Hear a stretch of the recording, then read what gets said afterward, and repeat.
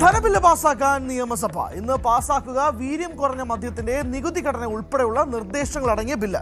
സംസ്ഥാനത്തിന്റെ പേര് കേരളം എന്നാക്കാനുള്ള ബില്ലും പാസാക്കി സഭ അനിശ്ചിതകാലത്തേക്ക് പിരിയും.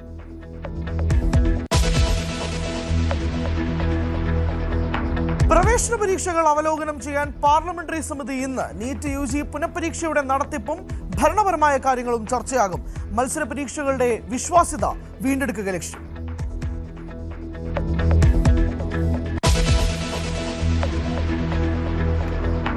Thiruvananthapuram corporation councillor R. സുഗതനെ ഇന്ന് നെടുമങ്ങാട് കോടതിയിൽ ഹാജരാക്കും. വട്ടിയൂർക്കാവ് പോലീസ് രജിസ്റ്റർ ചെയ്ത 2 കേസുകളിൽ നടപടി.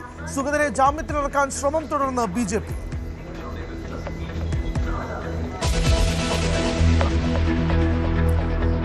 സംസ്ഥാനത്ത് മഴ കനക്കുന്നു. കണ്ണൂർ, കാസർഗോഡ് ജില്ലകളിൽ ഓറഞ്ച് അലേർട്ട്. 2 ജില്ലകളിലും വിദ്യാഭ്യാസ സ്ഥാപനങ്ങൾക്ക് അവധി. 4 ദിവസം കൂടി ശക്തമായ മഴ തുടരുമെന്ന് കേന്ദ്ര കാലാവസ്ഥാ വകുപ്പ്.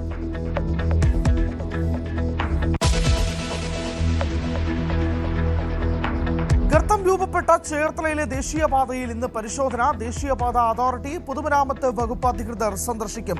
ഗർത്തം ഉണ്ടായതിന്റെ കാരണം കണ്ടെത്താൻ പരിശോധന.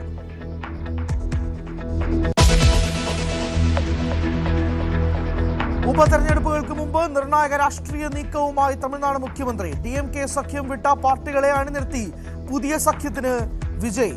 VCK, Congress, CPM, CPI, league, MDMK party നേതാക്കളുമായി ഇന്ന് കൂടിക്കാഴ്ച.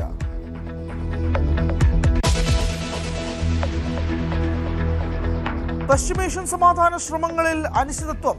ഖത്തറിലെത്തിയ US, ഇറാൻ പ്രതിനിധികളുടെ കൂടിക്കാഴ്ച നടന്നില്ല. ധാരണാപത്രത്തിലെ വ്യവസ്ഥകൾക്കായി കടുംപിടുത്തം തുടർന്ന് ഇറാൻ.